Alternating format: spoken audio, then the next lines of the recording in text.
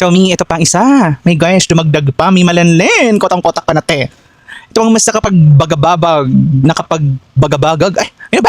Nakalimutan ko. Nakapagbagabag sa aking isipan. Or what's bothering me here dito is, now that ngayon mo palang na-realize yung how demanding local government or being a mayor.